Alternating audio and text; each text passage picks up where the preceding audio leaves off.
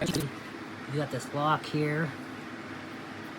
Again, pretty nice. Seems pretty nice. You've got a set of 4 keys, which is kind of interesting. So quite a bit more than I would imagine. Or actually 5. You get 5 keys. And then for some reason it came with gloves. So that sounds kind of criminal, but I'm not sure why the gloves came with it. But other than that, it seems really nice. This would be great for rocking up like a bike, something like that. I mean, obviously people can break them and cut them, but seems pretty nice, pretty durable. So.